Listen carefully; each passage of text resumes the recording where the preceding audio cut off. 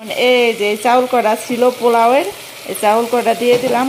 আজ তো 2টা মুরগি দিয়ে সৌদিয়ানদের জন্য বিরিয়ানি রান্না করতেছি। আসসালামু আলাইকুম, কেমন আছেন? প্রতিদিনই বৃষ্টি আছে, দুপুর বেলা থেকে ডাকাডাকি বৃষ্টি, বৃষ্টি একচোট নেমে গেছে। আকাশের অবস্থা দেখছেন, ওইদিকে যে পরিমাণ বৃষ্টি সাইজে আসে, এই বৃষ্টি যদি আসে ঠিক আছে মনে হয় সৌদি আরব গাইরে ফেলাইবো। প্রচুর পরিমাণ বৃষ্টি, ওইদিকে নীল হয়ে রয়েছে। অনেকে বলে স্বপ্না আপা কি খেপসা রান্নার ভিডিও দেন, খেপসা কিভাবে রান্ধে সৌদিরা। আসলে আজকে আমি স্পেশাল ভাবে খেপসা রান্না করুম, কিভাবে রান্না করি দেখাই। বাড়িতে মেহমান আসছে, আগে বৃষ্টির কিছু কাহিনী দেখাই, কি পরিমাণ বৃষ্টি যেন ওইদিকে সাজছে একটু দেখাইতেছি। পুরো আকাশেই বৃষ্টি, পুরো আকাশ মেঘলা হয়ে রয়েছে, এই দিকটা আবার পরিষ্কার। বৃষ্টি মনে হইতেছে এখন আর আসবে না, রাতে আসবে। অনেকক্ষণ নামছে, পুরো বাড়িঘর ভিজে গেছে বৃষ্টিতে। যেদিনকে ভাবি একটু রিল্যাক্সে থাকবো ওই দিনকেই কাজ। মানে আমার বুড়ির ছোট মেয়ে আছে, কেক বানাইনি। আমার বাসায় এরকম কেক টেক কখনো বানানো হয় না, খাইবো কে বানাইবো কে? আমার বাসায় হলো আটা জল লাগে আর লিকুর লাগে, 1 পিস খাইয়ে দিই কেমন হয়েছে। কপিলের মা খুব তাড়াহুড়ো করতেছে। এই যে পেঁয়াজ চুলে দিছি, দিয়ে দিলাম মশলা, দারচিনি, এলাচ, গোলমরিচ সবকিছু একসাথে দিয়ে পেঁয়াজটা সুন্দর করে কষাই নিয়েছি। এখন টমেটো দিলাম। যে কোনো রান্নার স্বাদটা হয়েছে পেঁয়াজ কষানোর মধ্যে। আপনার তেলের মধ্যে যদি পেঁয়াজটা পুড়ে যায় তাও মজা লাগে না, আর পেঁয়াজটা কষানো না হলেও ভালো লাগে না। এই যে লবণ দিয়ে দিলাম, মশলা দিয়ে দিলাম, খুব সুন্দর করে কিছুক্ষণ কষাবো। এখন ফ্রিজে মুরগি আছে, ও মুরগি দেখে রান্না না, এখন বাজার থেকে মুরগি আনবো। আমি পেঁয়াজ মরিচ কষানো বসায় রাখলাম। এখন মুরগি আনলে মুরগিটা দিলে সেদ্ধ করবো, হয়ে যাবে। জাল হইতেছে। ম্যাডাম আমার বলতেছে এত একবেলায় কষাই শুষ্কে বন্ধ করে রাখ। যাই হোক 5 মিনিট ওয়েটের পরে দেখি মুরগি বাজার থেকে নিয়ে আসছে। আজ তো মুরগি 2টা দিলাম, কিছুক্ষণ সুন্দর করে মুরগি 2টা কষায় তারপরে পানি দিয়ে দিলাম। এখন এটা 20 থেকে 25 মিনিট এইভাবে প্রেশার কুকারে চাপ দিয়ে সেদ্ধ করব। ফাইনালি এই যে হয়ে গেছে। এখন এই মুরগিটা তুলে নেব। আস্তে আস্তে মুরগি দিয়ে দিছি, আর এইভাবে আস্ত মুরগির খেপসাই খা কোনো মতে লবণ দিয়ে সেদ্ধ হইলে ওরা খাইতে পারে। যে মুরগি আমরা বাংলাদেশে ঠিক আছে খুব সুন্দর করে রান্না করেও আমাদের মুখে ধরে না, আমরা খাইতে পারি না, আমরা এমন একটা বাঙালি। সৌদি আরব চলে মুরগির উপরে তাদের জান প্রাণ।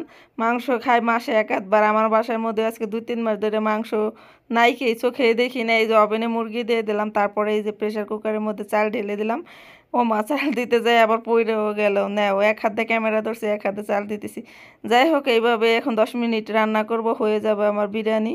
এদিকে সালাদ বানাইছি, এই যে ঘাস পাতার মতো, এই যে মানে এটা হলো সর্ষে পাতার মতো, আর হলো টমেটো।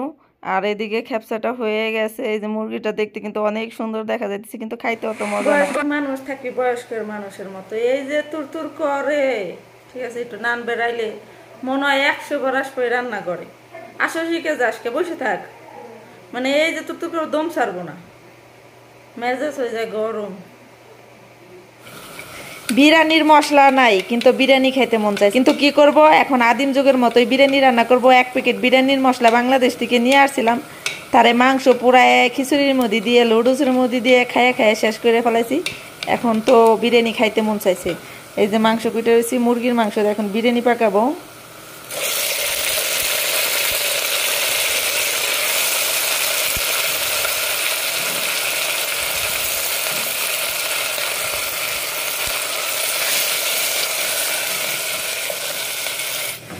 এমন কিছু সময় আছে কিছুই ভালো লাগে না। আজকে মনে হচ্ছে নিজের শরীরের মাংস নিজে কামড়ায় খাই।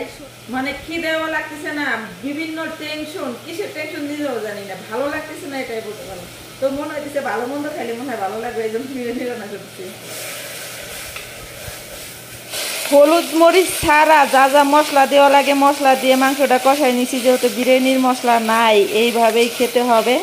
এখন এই যে চাউল কড়া ছিল পোলাওয়ের, এই চাউল কড়া দিয়ে দিলাম, সুন্দর করে কষায় পরিমাণ মতো পানি দিয়ে নাড়াচাড়া দিলে আমার বিরিয়ানিটা হয়ে যাবে। মাশাআল্লাহ তাবারাকাল্লাহ। এই যে বিরিয়ানি এটা রান্না করে ফেলছি, ঠিক আছে। বিরিয়ানির মশলা দেনে তো কি হয়েছে, অনেক মজার একটা বিরিয়ানি হয়েছে, ঝরঝরা হয়েছে। প্লেটে বাইরে নেই, খাবো এখন।